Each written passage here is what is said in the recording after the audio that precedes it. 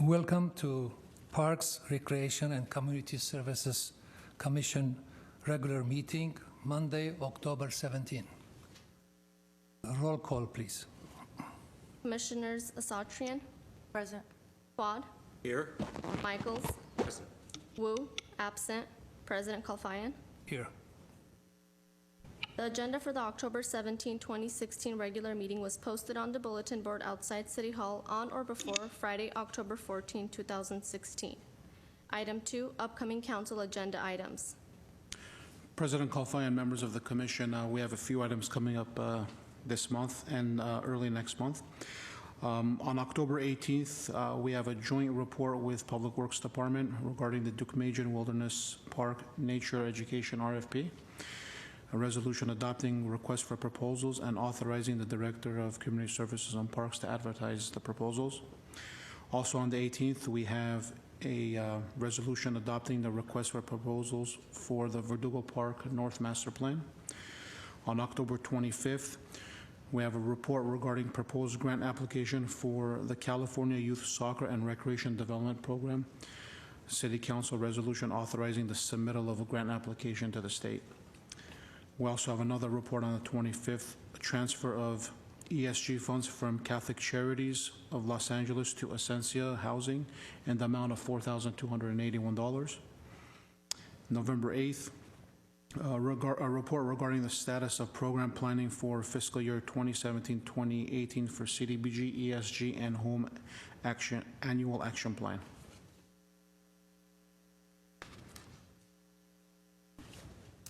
Item 3, commission staff comments.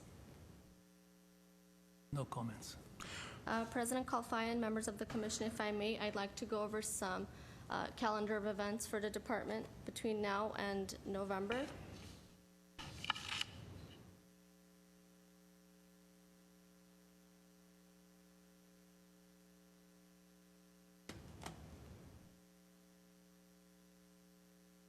October 22nd, K9s in the Park and Kiwanis Incredible Duck Splash will be happening at Verdugo Park between 10 a.m. to 3 p.m. October 22nd, Haunted Gas Station by artist Bob Cateman will be taking place at Adams Square Mini Park between 4:30 and 6 p.m. October 22nd and 23rd, Relay for Life of Glendale will be taking place at Shoal Canyon Baseball Field between 9 a.m. to 9 a.m. October 22nd, GY's 23rd Annual Employees of Tomorrow Award Luncheon will be taking place at Brandview Ballroom between 11 a.m. and 1 p.m. October 26th, CDBG Advisory Committee meeting will be taking place at Council Chambers of City Hall at 2:30 in the afternoon. October 27th, Club Maple Halloween Party will be taking place at Maple Park Community Center between 5:30 and 8 p.m. October 28th, November 4th, and 18th, Teen Night Out will be taking place at the Pacific Community Center between 5:30 and 9 p.m. October 29th, Lend a Hand at Brand Park 4 Trail Work Day will be taking place at Brand Park between 8 a.m. and 12 p.m. October 29th, One Glendale After School Youth Sports Program Flag Football Championship Game will be taking place at Pacific Park between 1 and 3 p.m. October 29th, Beneath the Veil Doctor's House Museum at Brand Park between 6 p.m. and 9 p.m. October 30th, Introduction to Tea Ceremony at Shuazian Whispering Pine Tea House and Brand Park from 10 a.m. to 1 p.m. November 2nd, Housing Rights Workshop for Property Owners and Manager at the Pacific Community Center Sycamore Conference Room between 5 p.m. and 7 p.m. November 3rd, Wilson Middle School Multi-Use Field Community Meeting at Wilson Middle School, room 2111 at 6:30 in the afternoon. November 5th, Final Chance for Experimental Forecast Workday. You'll be meeting at Latuna Hoster Fire Road intersection in the Crescenta Valley where Latuna Canyon Road crosses the 210 freeway between 9 a.m. and 12 p.m. November 5th, Glendale Health Festival at the Pacific Community Center between 10 a.m. and 3 p.m. November 12th, River Walk Workday at Glendale Narrows Riverwalk between 8 a.m. and 12 p.m. November 18th, Preparing for College, Community College versus University at the Pacific Community Center between 6:30 and 7:30. November 19, Guardians of the Great Outdoors Wilderness Workday at the Duke-Majan Wilderness Park between 8 a.m. and 12 p.m. November 21st, we'll be back here for the Parks, Recreation, and Community Services Commission meeting at 2:30 at the council chambers. Thank you. Next item, please. Indeed, I have one. President Kalfai and members of the commission, I would like to let you know that the suspension policy update, we were supposed to bring that this month. We'll move that over to month of November. We are working with PD on updating some forms, so we'll report back to the commission in November. Next. Item number 4, oral communications. Okay, we have two speakers. Kay, we can have you here first, please.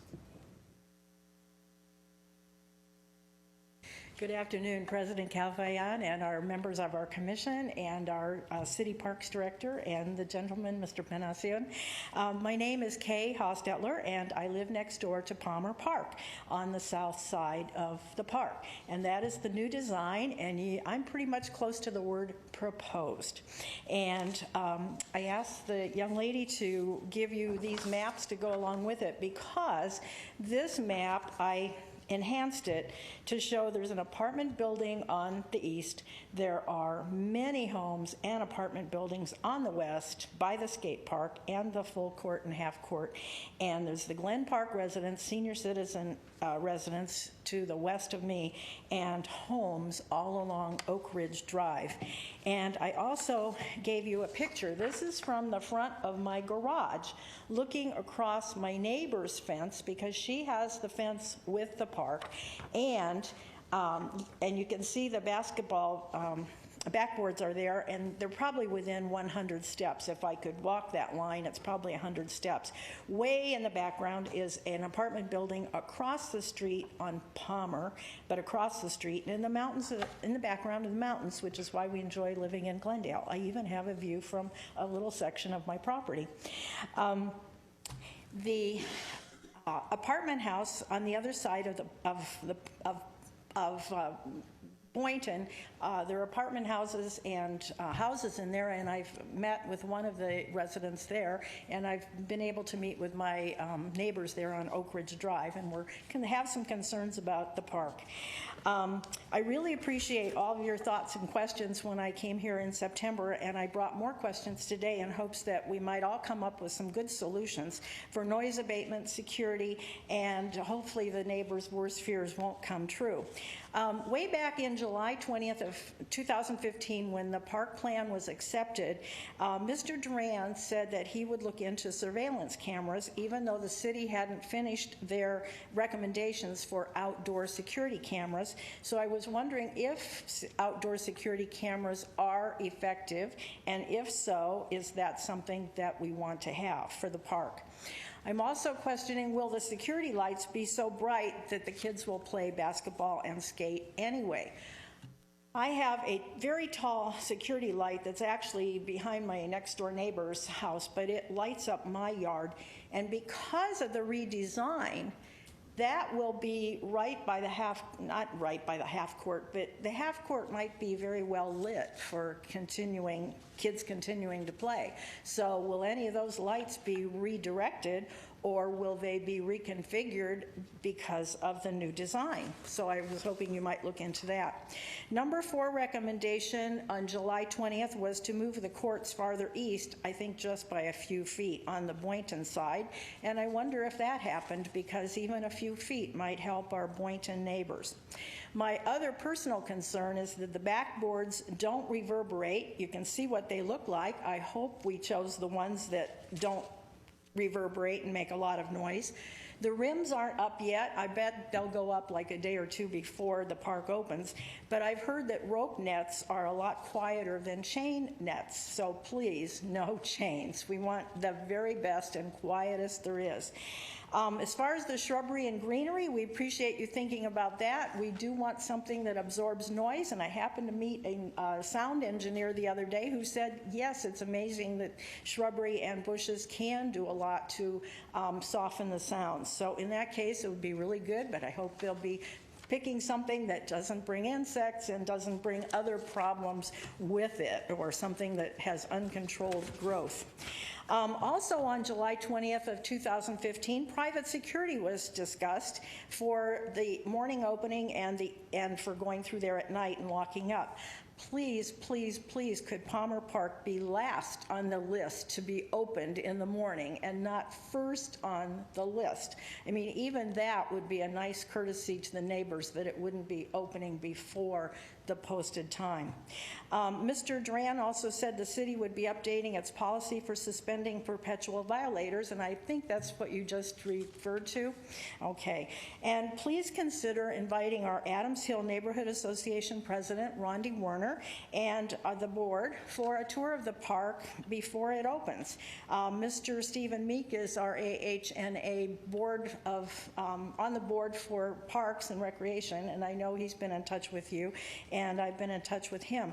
I think the board would appreciate a preview of the park to know what's coming in.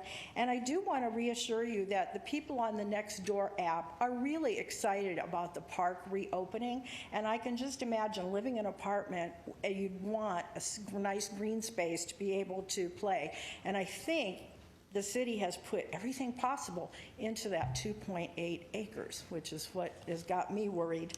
Anyway, I too hope to fall into the category of being pleased someday that the park is open. I know that people buy houses on golf courses, and I kind of had that in mind when I bought my home on the park in '85. Had a noisy 10 years, a very quiet, wonderful 20 years, and now the park designer came back to put the park in my front yard or backyard, and I feel kind of like I've been haunted since this is October. Anyway, we are looking forward to the variety of activities in the park. It seems as if there's something for everybody of every age group, and that's really good. And I really appreciate your time today to look into the rims, the greenery, the noise abatement, continuing to do that, and limiting the hours if you can, and security cameras if you think that would help, because I know we neighbors, I'm going to put the PD number for non-emergency on my speed dial, and I used to have it memorized, I don't anymore, and I think the neighbors on Boynton and Oak Ridge will be doing the same, because we really, really do need your help for that to be a safe place, so that everybody really wants to be there for the millions of dollars that you've all invested. And we're pleased that a park is in South Glendale, that's for sure. Okay, thank you for your time. Sure. If I can answer any questions, I'll be happy to. Do you want to, go ahead. Do you have a I have question? one specific question. You mentioned the security light that lights your backyard. Is that on your property or is that on park property? It's on park property, but it's behind my neighbor. Actually, I'm not sure it's in this picture, but it would be just to the right of this picture. And that, in the left-hand side, is the front of my garage. My whole house is to the left of that. But because of the patio being outdoors and so close, I mean, the light is not, if it's not stopped by the roof, I have a well-lit backyard until that goes off at night. But yeah, if that is lighting up the ball court, they're still going to be playing. And we just thought of that today, actually. Okay. Well, that's why I asked to discuss if the light is going places where it doesn't need to go, we can shield the security light to make sure it lights what's needed and keeps dark what should be dark. Excellent idea. Okay. Thank you. President Kofai, members of the commission, we can come back with a report month of November, or I can answer her questions right now at the meeting. It's up to you on what the commission decides. I'm sure that the staff has got your recommendation, your worries, the security, the light, noise, living next to a park. It's a blessing sometimes. They will look into it and come back with a report for you. Thank you very much. Thank you. I mean, just for now, I mean, security lights, we'll look at the security lights before the park opens. Security cameras, we do have conduits in place, part of this construction, and hopefully within the next few years we can install security cameras. The backboards with ropes, working with Mr. Panosian and his group, we will be putting rope nets on for basketball. Opening and closing, our staff opens the park, will open the park. That's usually between 6:30 and 7. Security, will have the security company that patrols and locks all of our gates, lock it around 10 o'clock for now. I think that answered all your questions, but what we'll do is we'll come back with a report. In terms of greenery and shrubs along your property line and the property line on Boynton, we'll go ahead and work with Mr. Panosian's team, and we'll get some shrubs out there for noise. But During the last meeting, we talked about also reaching out to the other neighbors for input on the final project, and I know the staff has done an incredible job in doing that outreach. Are you going to be continuing to do that before the opening of the park, just to make sure that we have, you know, the neighbors that are not coming in every meeting after the opening of the park, but to make sure that everything is resolved prior to the opening? We'll do our best to notify the neighbors and before the grand opening. Right. Work with Adams Hill Neighborhood Association. I've been in contact with Mr. Meek in terms of security issues and lighting and so on. So we'll work with the Neighborhood Association and the residents in that area. And we'll also invite them to the grand opening. We have a tentative date of December 3rd at 10:30. Program starts at 11. Thank you. okay. May I invite Mr. Stephen Weber? Good afternoon, Commissioners. I am the ambassador for Brand Park. I came here last February and spoke to you and mentioned several things I felt needed to be attended to. Since then, we've had quite a bit of success. We've had 3 work days on the Brand Lateral Trail, which was in deplorable condition in its entire length. It was badly damaged in a heavy rainstorm 10 years ago, in January 2005, and it was never repaired after that. The worst section has now been taken care of, but there's about 3/4 of the trail that still needs extensive work. It's still in very, very bad shape, but at least the worst rutted parts are improved, so we're getting someplace there. And they're also installing lights, as you probably know. And after listening to the last lady, you might be hearing from some of the adjacent homeowners, I don't think you have yet, some of those lights appear to me to be going to be installed fairly close to their homes. I do have a presentation I'd like to hand out to you. My main concern today has to do with the allocation of financing for Brand Park. What I have shown here is a number of pictures that my wife and I took on June 4th, 2:15 in the afternoon. I happened to be up at DeMajan Park that afternoon, and I noticed virtually nobody in the park. I went to the shelter that is over some of the picnic tables, and there were a couple of kind of, I would call them shady or suspect characters there. They quickly left as I began walking around the part of the picnic ground, and after that, the place was deserted. The pictures I have here, the first page is looking east from the west side. The second page is looking back right towards that same spot where I took the picture, to be right about an inch from the right side of the picture and about 1/3 of the way down. But it shows, as I was saying, there's nobody in the park at 2:30 in the afternoon. Going on to the next page, at exactly the same time, my wife and I were coordinating our pictures by cell phone. She was in Brand Park taking the next 2 pictures of the people in the park. What's significant in these pictures, for instance, is the people have shade covers out in the first of the 3 from Brand Park for their children. They have blankets on the ground because the park benches and picnic tables were all occupied.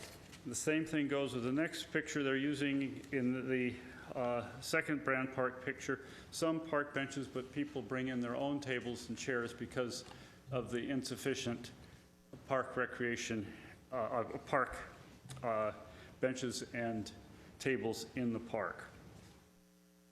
The third page shows that the parking lot is completely crowded, and if the other pictures were blown up, you see that people were parked on all the peripheral roads as well. Oftentimes on weekends when I've been there, people are parking outside the park, even though, as you can see in this one picture here, there's one huge parking lot and several other parking lots of varying sizes as well. What I'm getting down to is really, I'm getting to the last picture, but before we go there, let's look at the other ones. This is the next page down after the parking lot is what I call the abandoned picnic area. This is right behind the library building. And this area is of some interest to me because I grew up in this town.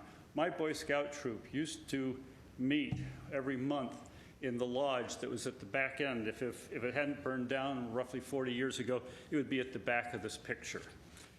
So I spent many a day there at the lodge related to Boy Scout events. In fact, on one occasion, our troop painted the porch, and I learned some tricks about painting on that porch long before it burned down. The reason I'm bringing this up, if you look at the next picture, next to the last picture here, and it says there's no parking at any time, there's the red curb. That area, that abandoned picnic area, is a very good spot to lessen the overload on the other picnic areas, and I think it would be ripe for development. And that brings me to the last picture, and this is the most important one. Let's start down there at the bottom, the red curb. Nobody can park there. It's one reason I call it the abandoned park picnic area. The previous picture showed the locked gate with the no stopping sign in front of it. Moving on down, or up from the red curb, is the dirt. There's no watering being done. There's always been a sprinkler system in there. When I was in Scouts, this area was green and lush. That's why these trees are there, so they got watered. The slope behind used to have trees on it. The watering system there has been abandoned, and those trees have been died. If you look about 2/3 of the way up and just about 2 inches from the right margin, you're looking at the top of a stump of one of the trees that toppled over and was cut down. But the most important thing to look at is right up in the upper right-hand corner. That is a 500,000-gallon water tank with reclaimed water that is used throughout Brand Park, other parts of Glendale, all the way down to the Grand Central industrial section, and someone told me it's even being used in parts of Los Angeles to water places. This bare area down there at the bottom, that dirt area is the single closest level area, or nearly level area, to that reclaimed water, and is not hooked in there. It seems like the city would gain a large picnic area, partially developed. You can see 3 benches there. If you look at the other pictures, there's more benches depicted. And would have a great place for additional usage. And it seems absolutely a waste of space and money that area is not being developed. And that's why I brought in these first pictures of Duke-Majan Park. The city has put in decomposed granite underneath these tables, high-quality tables, nice trash containers. Look at the top picture here.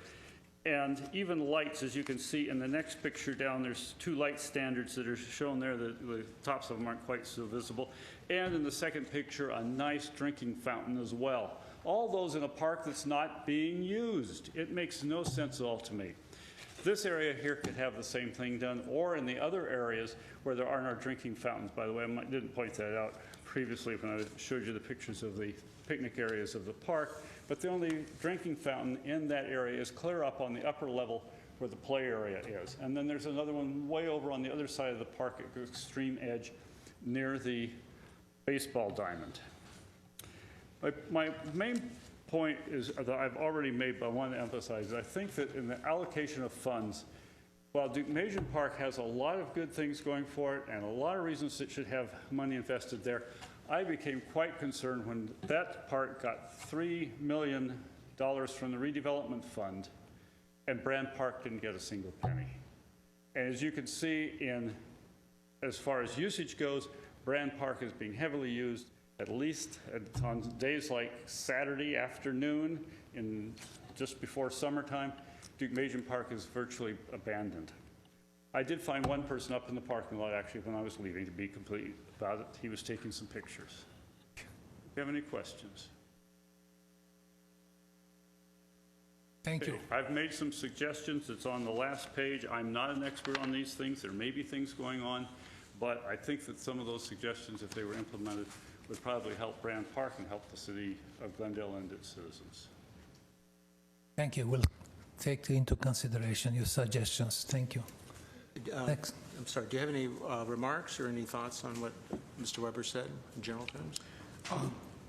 Excuse me, President Kalfai, members of the commission, we'll take this back to the table, and when we meet every 6 months, staff, regarding our CIP plan, and see what we can do. I'll work with Coco's team, see what we can do to enhance that area, that picnic shelter, picnic area, depending on how much it's going to cost, and maybe we can work with a consultant. Because I think he makes several good points, so. Yes. I actually use the abandoned area all the time because there is really nobody there, like as my second office. So seeing the amount of people that actually come through in that parking lot area, I think it would be worthwhile to look into opening that gate and maybe a little more green, because it really is not pleasant to be there, and I think that's the reason that people aren't using it. A lot of opportunities, and it's possible. Thank you. Next item, please. Item 5, consent items. At 8, approval of the minutes of the commission regular meeting held on September 19, 2016.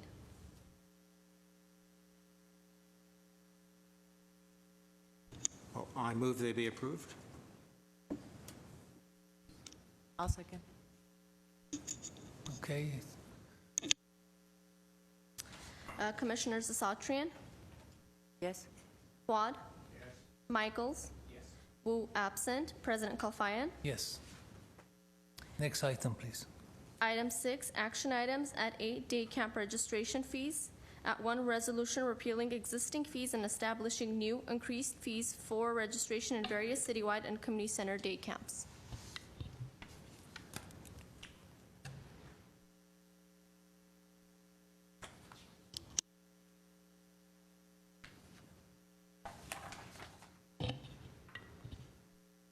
Good afternoon, President Kalfayan, members of the Commission, city staff. My name is Sabah Garabedian, Senior Community Services Supervisor for the Community Services and Parks Department.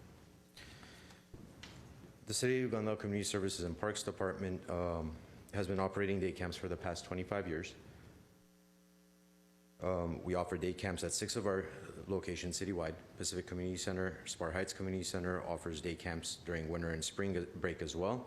While Pacific Community Center also offers day camps the 3 weekdays during the week prior to Thanksgiving camp as well.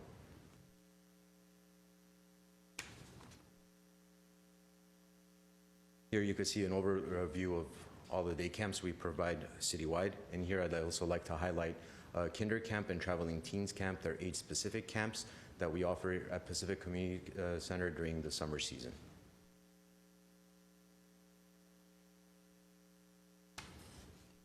Most of the locations, our camps are offered from 9 a.m. to 4 p.m. We do offer additional care, extended care from the hours of 7 a.m. to 9 a.m.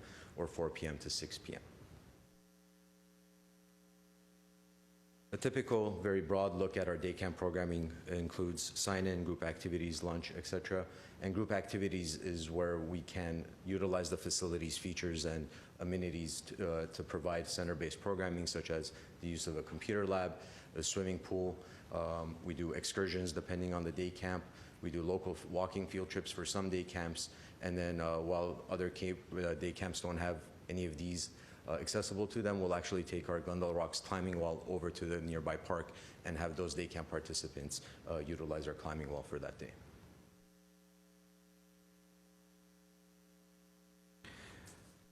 These are numbers from summer 2016, and you can see during this summer 2016 day camp season, we had a total of 1,176 day camp participants at all of our day camps. 74% of these participants were Glendale residents, and The pie chart here shows North Glendale, South Glendale, and non-Glendale residents. So 27% of those participants were actually not from the city of Glendale. And by that, we're just looking at zip codes that are available to us at the time of registration.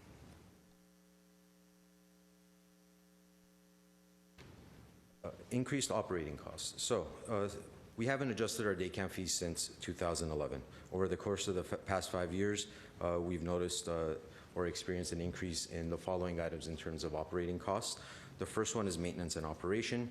For example, in 2013, when we would buy first aid supplies for one of our camps, it would cost us $151. In 2016, for that same camp, we spent $300 in just first aid supplies. We have similar exemplars when it comes to arts and crafts supplies as well. The per unit item has increased, so the cost per kid per child that we try to keep at like a certain level of $2, let's say, we are having to mess with that budget or come up with creative ways, buy one packet, make copies, or buy bulk supplies and go from there when it comes to M&O. Next item is minimum wage. In 2011, minimum wage was $8 per hour. Today, minimum wage is at $10 per hour, and it's going to increase to $10.50 an hour as of January of 2017. That minimum wage increase, as you guys know, State of California has adopted a minimum wage increase, bringing that wage up to $15 an hour as of 2022. What that does for us is it impacts all of our entry-level positions. Our recreation leader 1s and 2s are at that rate. So whereas a recreation leader 1 was being paid $9 an hour, today they're being paid $10 an hour, and pretty soon here in a couple of months they're going to be paid $10.50 an hour. Transportation costs.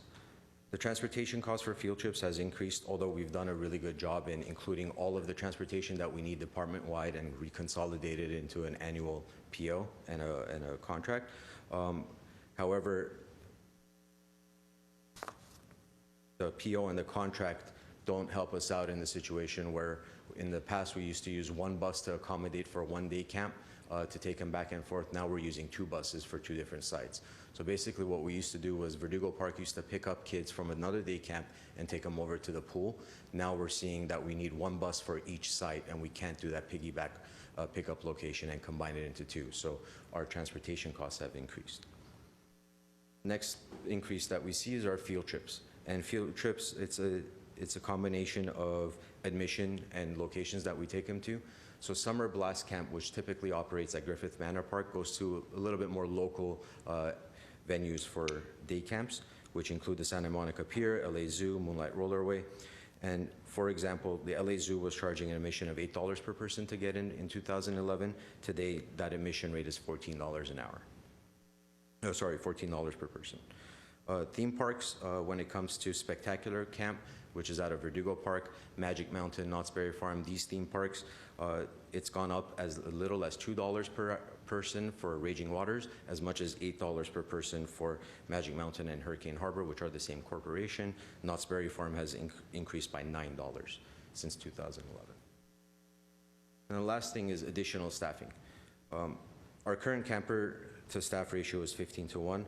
We've had to alter that ratio when we're seeing that we're getting a lot of kids going swimming on a given week. So we bring in 1 additional or 2 additional staff to help with that transportation of the kids from one area to the other. Same when we take the kids out to an excursion. 1 additional, 2 additional person makes a difference in being able to supervise and monitor those kids when they're out and about. Also, what we've also noticed is over the past couple of years, we're getting a lot of kids that need that one-on-one attention. So if a group has 30 kids with 2 counselors, what we're doing is we're bringing in an additional staff person for that 1 kid until that one-on-one volunteer is processed, and that kind of adds up to our costs. And finally, with additional staffing, if you're not aware, we offer lunch at most of our sites, and for us to be able to provide lunch through Glendale Unified School District's continuous lunch program, we need an additional staff person that's going up, picking up the meals, dropping it at various sites, and then coming back. So our staffing has increased since 2011 as well. For this report, we've conducted a benchmark study, and we took a look at 11 cities that are similar size to Glendale. We also looked at 4 different private organizations in the local area that we may or may not be competing with. And I wanted to point out that YMCA of the Foothills offers camps at 3 sites. It's the same cost per site, but it's essentially 3 different locations that they're providing camp at, as opposed to the other ones where it's location specific.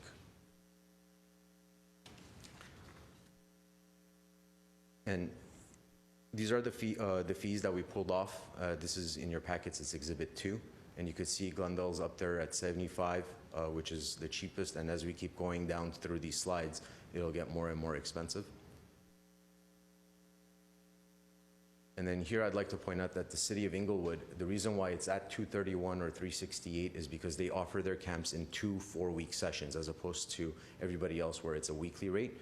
So they don't give the person a choice. It is a 4-week session, whether you want us to register for session 1 or 2, and the prices are there respectively.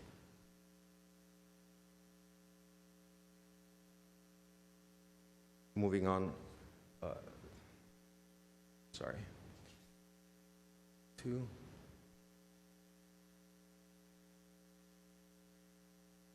Okay, so here are the prices for our half-day camps. We offer half-day camps at some of our sites as well, which is if a parent doesn't need coverage the entire day, they only need coverage for the morning, they're off in the afternoon, or vice versa. We offer a 9 to 12 or a 12 to 4 camp, and these are the prices based on the half-day camps provided within the benchmark study. And finally, extended care. When it comes to extended care, we're the only ones that give the parents an option. It's $20 for before 7 a.m. to 9 a.m. or $20 for after 4 p.m. to 6 p.m., while other agencies charge one set free and you get both. So, for example, the City of Torrance resident could pay $20 and they get that additional coverage from 7 a.m. to 8:30 p.m. and 4:30 p.m. to 6 p.m. Whether they need it or not, they get it.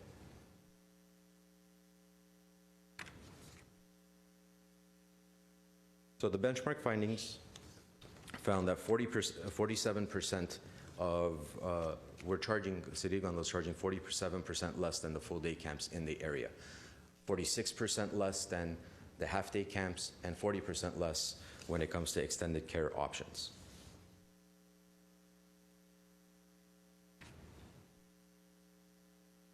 And these are the proposed fees with our current camps. And as you could see, Blast Camp, we're proposing an increase of $10. Kinder Camp, we're proposing an increase of $15. And with Kinder Camp, I'd like to point out that not only are we raising the rate, but we're also providing an additional hour of childcare. So Kinder Camp in the commission fees says 9 to noon. We want to move that to 9 p.m. to 1 p.m. and give that additional hour. And it kind of helps us out at Pacific Community Center with the offset in pickup and drop-off times as well.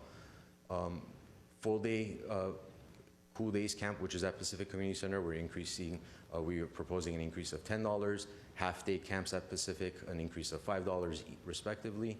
Traveling Teens Camp, $10. Spartacular Camp, $15. And Spectacular Camp at Verdugo Park, a proposed increase of $10.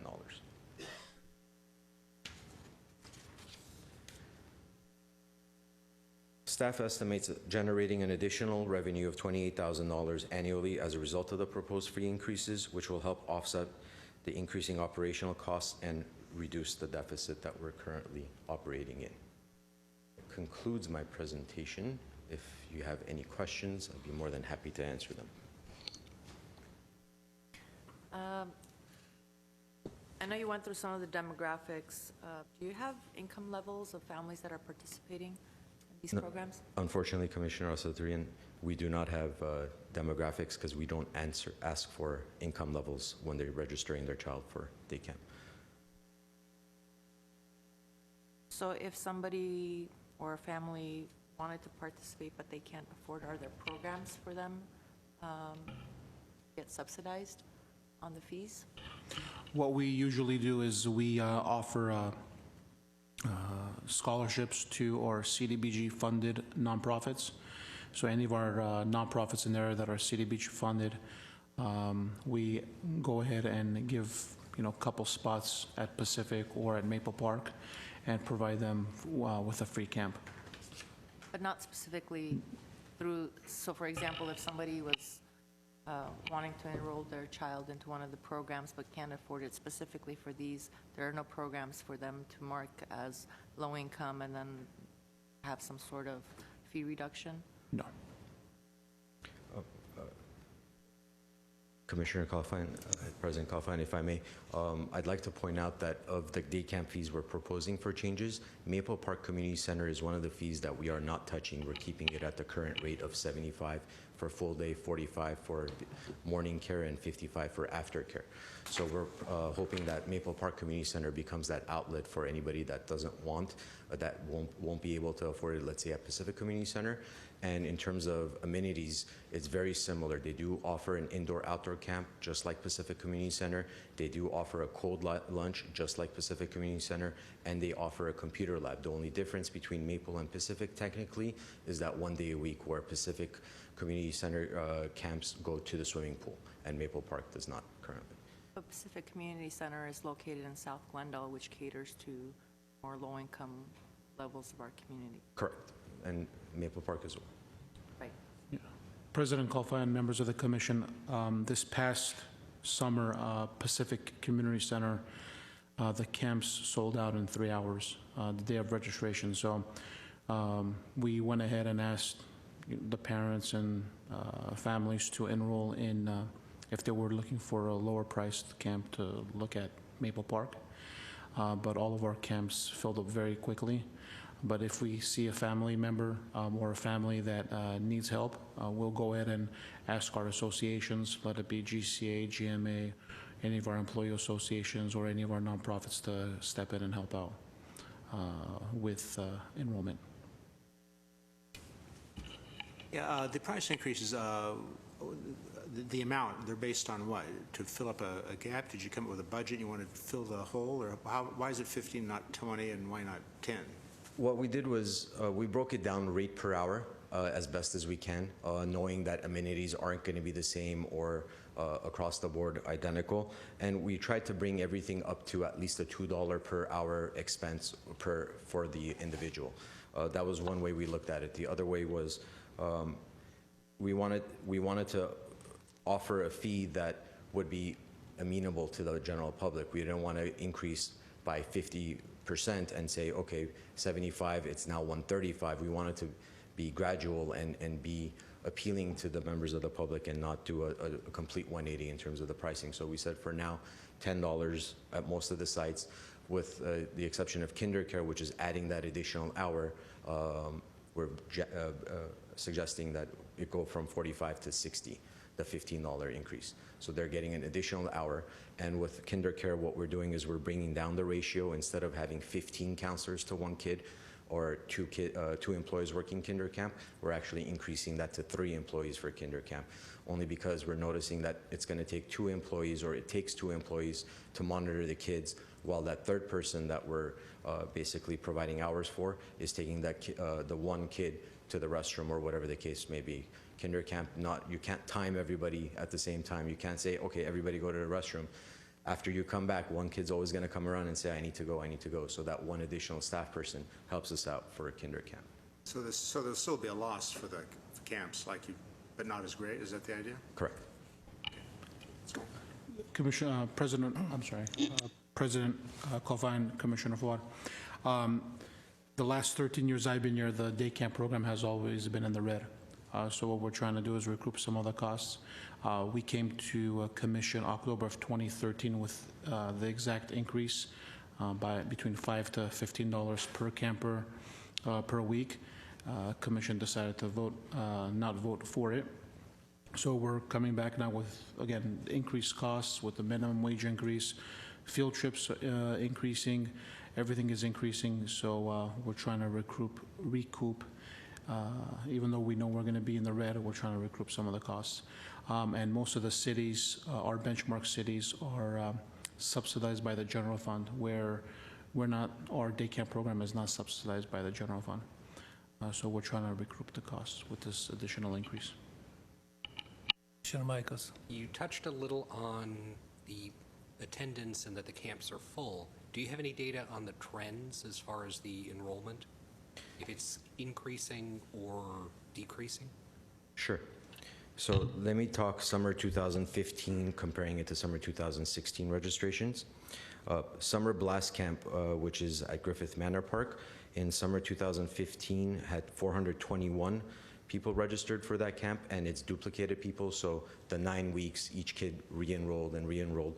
So that's how we get to these numbers. It's 421. As opposed to summer 2016, that number is at 586.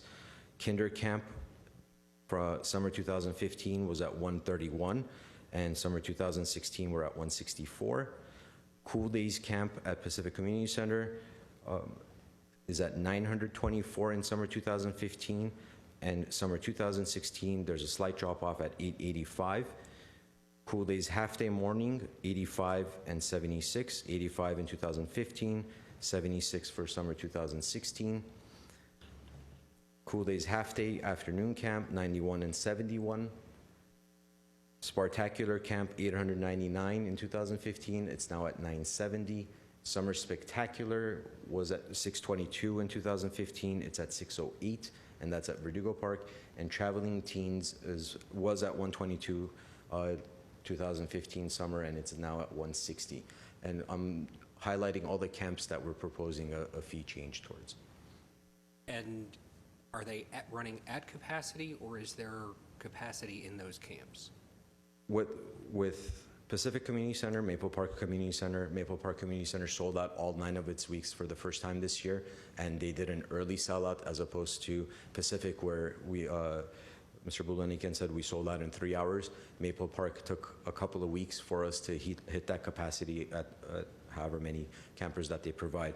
There is more capacity at Blast Camp and Verdugo Camp, and Spartacular is at capacity as well. They're selling out every week, and it depends really on the nature of the camp.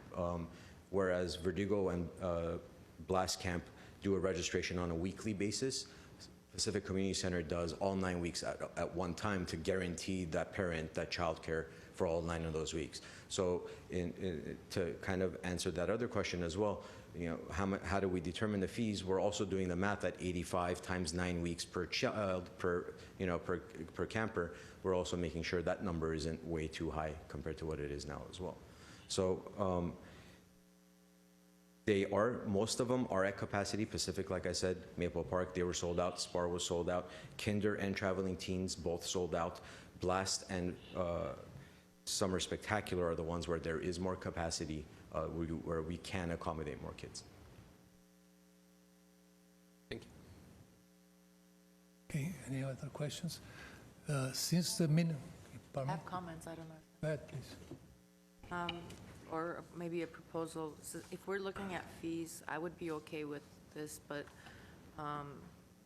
I'd like to see some sort of program be established for low-income families. Scholarship, maybe, scholarship. program. Or some sort of waiver where kids that are in low-income families are not impacted by this. So I don't know if we can possibly delay the vote on this and have some sort of program accompany the fee increases. How about if we vote for it, but now, I mean, automatically at this stage when the minimum wage is up already, we have to increase. I mean, any businesses, they all are increasing because of the minimum wages. When we have a lot of staff that they're on in this case, on a minimum wage. And at the same time, if we can recommend the staff to have a scholarship, develop a scholarship program for kids that they cannot afford and they like to go, let's have a policy not to refuse any kids. Find a place for them somewhere. We have a lot of parks. We can put them in different parks if we can. And those scholarships can come from fundraising from corporations or in the community, will be helpful to these kids. Are you talking about fee waivers from the city, or are you talking about specific scholarships? Specific Outside. Scholarship, yeah. President Kofi, I don't even know if what I'm suggesting is possible. I'm just. President Kofi and members of the commission, we do have a draft scholarship policy that we worked on maybe a few years ago. We can go ahead and work with staff and bring that to commission within the next couple months. But what we're thinking is, or what we were thinking back then is, our CDBG funded programs like Door of Hope, or if there's someone from Home on Demand, Door of Hope, Ascensia, the nonprofits in the area that need assistance with their clients, we would help them out and enroll their child at free of charge. But if a parent comes to one of our community centers and says, we cannot afford, what can you do to help out, then we will reach out to other organizations in the area, corporate donations and community donations, and see if they can sponsor a child. And that'll be part of the scholarship policy that will come back to commission, and the commission would have to approve that policy. Is that something that we can do proactively versus somebody coming in and saying, I can't afford it, for those options to be listed under the fees? Yeah, I mean, are they advertised, or it sounds like people just... Like, what I don't want to happen is we increase the fees, and someone that's unable to afford it automatically decides that they can't afford it, and they're not going to come to you because they think that that's the pricing. Whereas if we actually had the pricing and then underneath it say, if you cannot afford it, these are the 5 options that you have in order to make sure that your child participates in this. Is that possible? We can do a benchmark and see what other cities do, and we'll do our research and come back to commission with our recommendation.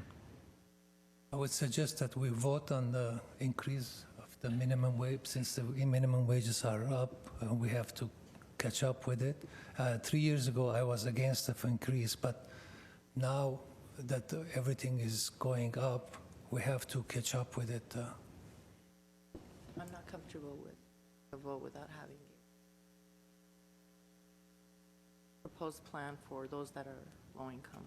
What's the schedule for this fee in terms of council? I mean, what schedule do you have? How does this, if it's delayed a month or two, does that impact adversely schedule? No, it won't impact. It would only impact our winter day camp program, our winter camp at Pacific and SPAR, or our spring camp at Pacific at SPAR. I personally would be okay approving it with the understanding you're going to look into this, but obviously if you have different... Let's create something. We will come back with a scholarship policy within the next few months. We've been working on it. It's just we have to take it off the shelf, dust it off, and work proactively with staff and come with, to commission with a few I'd like to recommendations. see something that's proactive within that, and the way that the information is presented to the public, and those options are included within the same body of, whether it's on the website or whatever it may be, that other options are at the same place. President Kalfayan, Commissioner Satrian, the fees would be effective February of 2017. So we do have a few months, just for your information. So this proposed fee increase would be effective February. So if Commission so feels comfortable voting today with us coming back with some sort of a scholarship program, we could do that. Or if majority of the commission doesn't feel comfortable, then we'd have to come back with the proposed fees with the actual policy. So I think proposed fees are not much. It's $5, $10, maximum is $15. It's not going to affect any of the programs. And plus, we did increase basketball fees and other activities last meeting in this ratio, right? So And things that's are my biggest fear, that I feel like we get, or meeting after meeting, we tend to increase fees here, there, and whatnot, and I think that has an overall impact, and whether it's $5, $10, or $15, that may be a breaking point for a family that can't afford it, and I don't want them to miss out on it. Well, I'm with you, but they should have never increased the minimum wage. That's the issue. Well, I would move, just for, as a discussion, move that we approve the fees with the stipulation that you will be developing a scholarship Yes. schedule and bring that to us in a couple of months. I know that you don't track financial data. Do you have any type of estimates as far as the number of people who request assistance through other community partners? Commissioner, President Kalfayan and Commissioner Michaels, last year in 2016, we had 2 participants from Door of Hope. And then the year before that, in 2015, we had 6. And 2014, we didn't have any. And I can remember 2014. So it's very minimal. If we advertise it in our leisure guide, about financial aid or scholarship, then we'll probably have a lot of requests. So we'll come up with a policy and see what's best for staff and the public. Okay. Okay, well, I move that we approve the new schedule of fees with the understanding stipulation that staff will come back to us and develop a scholarship program. Second? Comfortable with that? Comfortable? So you're seconding it? I'll second. Okay. Yes? Wad, Yes? Michaels, Yes. Wu absent, President Kalfayan. Yes, thank you. And next, please. Item 7, reports information only. At A, section activity reports. At 1, recreation and community services. Good afternoon, President Kalfa and members of the Commission, city staff. I'll be doing the monthly activity report for recreation and community centers. So during the month of September, Community Services and Parks Department assisted with the programming and realization of the Maryland Paseo project. Some of you aren't aware, Maryland Paseo has been shut down since August 29, 2016, and the Community Services and the Parks Department assisted with the programming of that street. Department staff assisted with moving planners, providing equipment including sound equipment, canopies, tables, and chairs, in addition to providing logistical support. Also, as part of its programming, the department presented 2 movies on the Paseo. One was on September 16 and the other one was September 30. We showed Pokemon and we showed Zootopia. Also, CSP during the month of September assisted with logistical support for Glendale Tech Week. And on September 17, Glendale Arts organized the Open Arts and Music Festival at Central Park, the Adult Recreation Center in Lot 10. CSP staff assisted with providing the canopies, risers, stage, generators, light towers, and as part of that program, we also provided the Glendale Rocks climbing wall for that event. Summer concerts in the parks. I'd like to highlight that we had 6 concerts that ended, and we didn't talk about it during the last commission meeting. So from June all the way through August 3, we had 6 summer concerts in the park taking place at Verdugo Park every Wednesday night from 6:30 p.m. to 8:30 p.m. And of the 6 concerts, one of them was sponsored by the LA County Arts Commission and LA County Supervisor Michael D. Antonovich's office. Also, during the month of September, we sent 3 volunteers.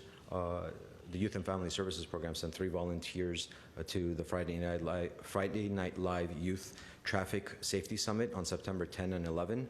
The attendees participating in no texting while driving class, a culture class, leadership skills, and an Ask Me Anything class where they were able to talk to a police officer and talk about their non-uniform regular day lifestyle and realize that police officers are also human beings as well, and they lead natural and regular lives just like anybody else.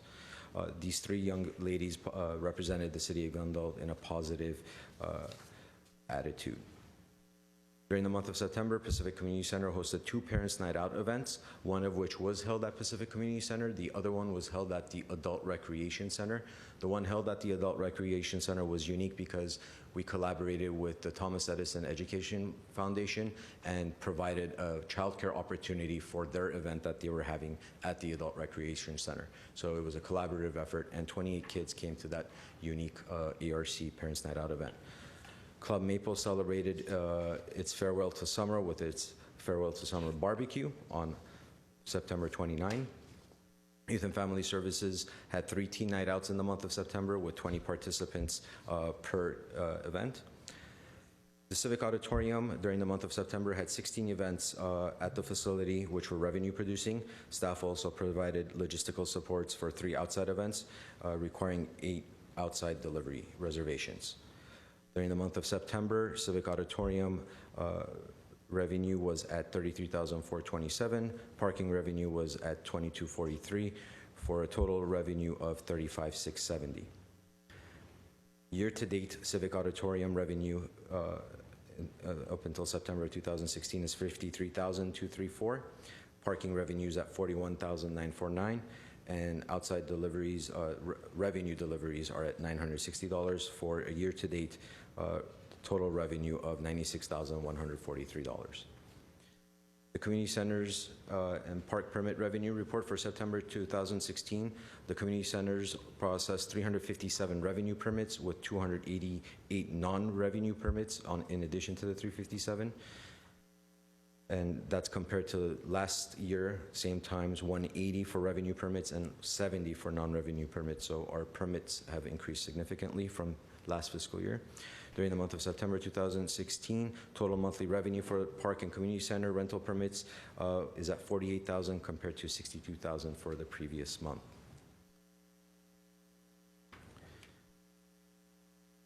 By the end of September 2016, 1,000 total citywide, 1,042 revenue permits have been processed for fiscal year to date, 750 non-revenue permits. Film permit revenue is at $7,863 in fiscal year 2016-17 compared to $11,200 from fiscal year 15-16, and the total year-to-date revenue collected for park and community center rental permits is $162,227 through September, as compared to $188,000 for 15-16. That concludes my report. Any questions? Next item, please. Item 7A2, Park Services. Good afternoon, President Kalfayan, members of Commission. Our monthly activity report for September, we completed 193 work orders for non-routine projects and demand work. Groundskeepers completed 135 work orders, pesticide applicator completed 17, and irrigation crew completed 41 work orders for a total labor hour of 583 hours. And as promised, we're back with a couple of projects we can highlight for you. The last couple of months, we focused on several ball field renovations. We'll be highlighting a couple of them here for you. One of them was Dunsmore Park. Dunsmore Park, the outfield, the turf areas, there were a lot of divots and dirt areas from soccer play and usual wear and tear. Our staff completed an entire renovation of the outfield. As you see, we had to bring in some dirt, soil, to be able to level a lot of the areas that needed for a fine level playing field.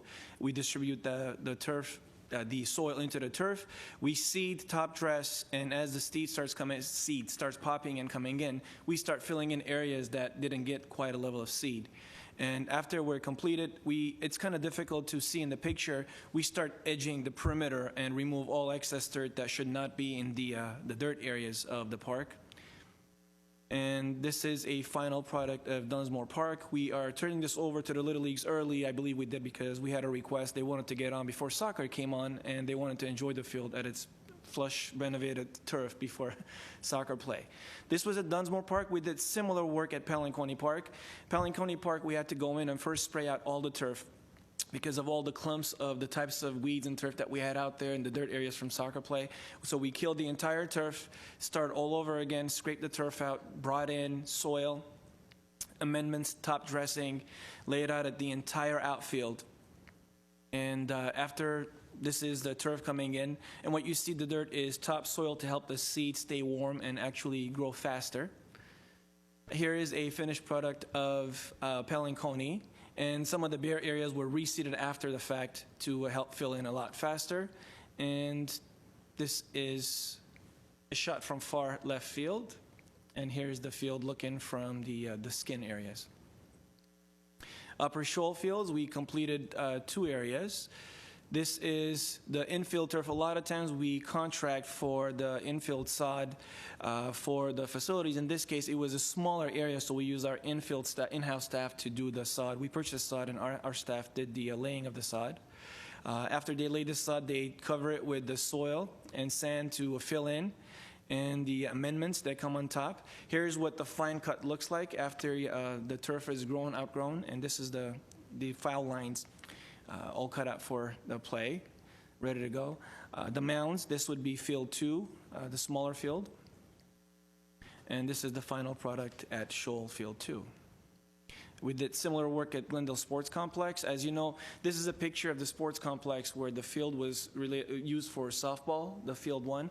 As you know, we converted to a baseball field, which means the infield area that looks like it's skin here now is turf. And with the play, it does wear out. Turf is difficult to grow, so we had to go in and redo the, they look all similar, I apologize, but these are the projects that we completed. All the seed has been laid, all the soil is, the topsoil has been put in place and laid out as the seed starts coming in. Here's what the field looks like now. And this is one from far right. City Hall, as you know, that right outside, we did some renovations. The landscaping, we did an overhaul of the landscaping here, worked with Public Works. There were several trees that were removed from that area, and we planted new trees because those trees were overgrown and they were lifting the roots, the concrete walkways. And they redid the concrete areas, and we came in and took out all the landscaping around the perimeter of the building on both sides of this building, as a matter of fact. And as we came back, there were a lot of large roots to work with, so it kind of complicated the project as we went along. And this is a picture of the completed product, and it looks like this is 2 pictures combined into one. And here is the south end. As we do this, of course, we upgrade the irrigation. We put in new low-flow sprinklers to make sure we're not wasting water. And all the plants selected for both projects both sides of the projects were drought-tolerant landscape. This one is, I like to show this picture because what this was, it was a water fountain that was non-operating under the MSB to conserve water. We had stopped using it as a water feature, let's call it. And we felt it's best in working with our colleagues in Public Works, let's go ahead and landscape it. And we did a very simple landscape so that later on, if our drought is done and we are able to use water, we can convert this back into a water feature and be able to use it again. And this is what it looks like currently. Glorieta Park, there is a slope on the Verdugo side of Glorieta Park that was established as a garden, a display of a garden. So over the years, a lot of the vegetation had overgrown and it just did not look like what it was supposed to do. So our staff went in and cleared all the shrubs at the end entirely, and we went, readjusted all the irrigations, clear all the weeds and the unwanted plants, and we planted agave along the slope. So if you drive by it now, you should have beautiful agave growing without a lot of the landscape, the mess of the landscape. What staff also did in this area, they also planted seeds of wildflowers. So springtime, we're keeping our fingers crossed, you'll see beautiful wildflowers growing in that same slope along with the agave. And come springtime, hopefully I'll show you a picture of the colorful side on the off of Verdugo for Glorieta Park. And we did attempt to rope it off to keep people from walking over the new planted areas, and unfortunately, people still cross over at times, and we're hoping they would heed to the ropes and just walk around the perimeter. And here's a picture of some of the seeds are starting to pop, and every month you go by, if you do drive there, please take a look, see if you see anything colorful, and let me know. I will be happy to present that to you. And at Brand Park, we took on several projects. I'm going to highlight 3 of them for you. We did some work on the ball fields by the doctor's house, as well as some work at the library. This is the ball field. I don't have, this is just completed project pictures. We did some work in the infield reseeding and the outfield reseeding. And again, just pictures of the final finished product at this site.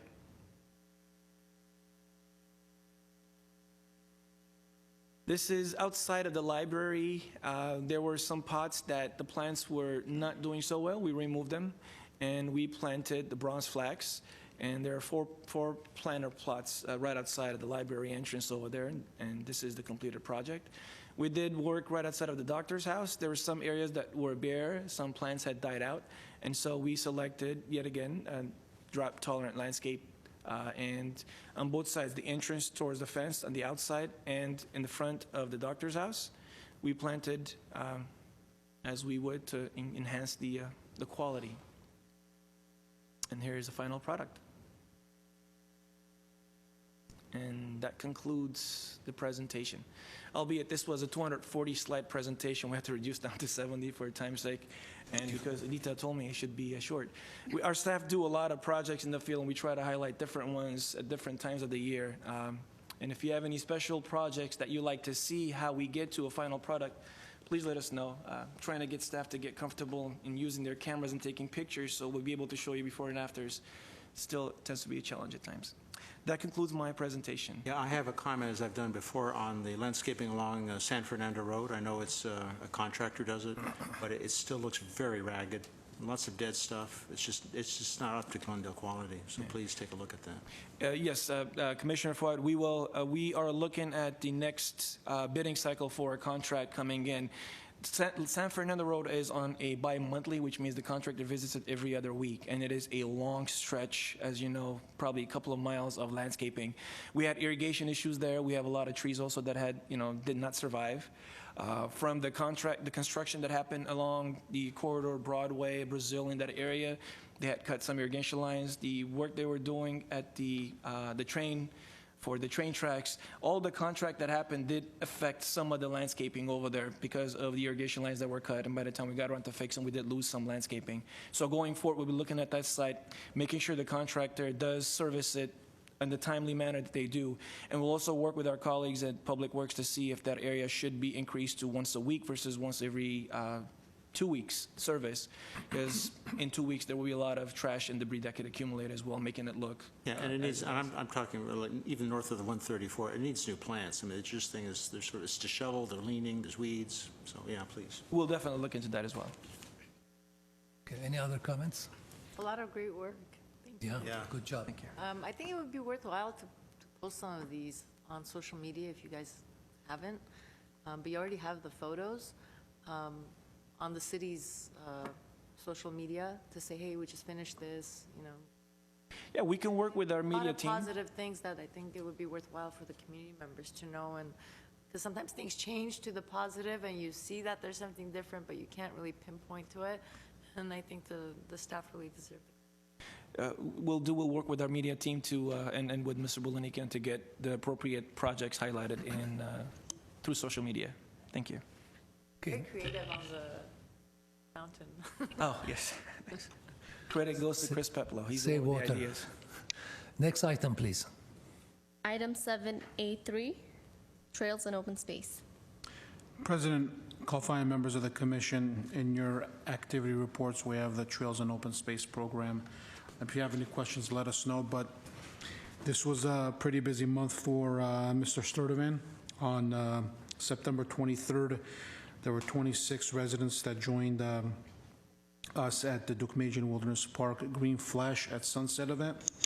On September 24th, we had 39 kids, participants, and 25 parents from the One Glendale after-school program.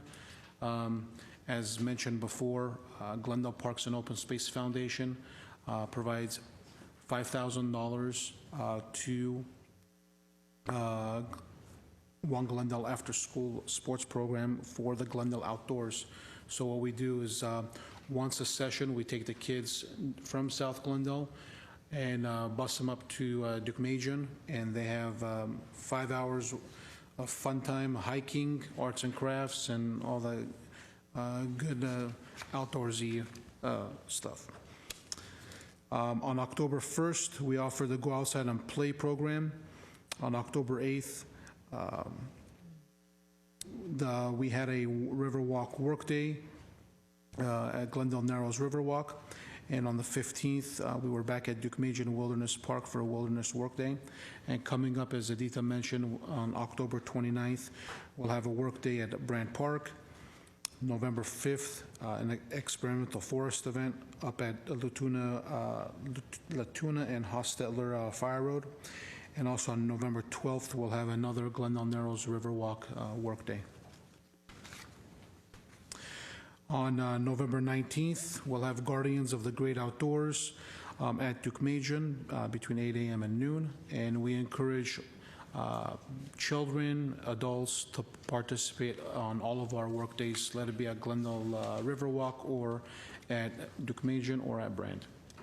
Any questions? Thank you. This meeting is adjourned. We'll see you next meeting, November 21st.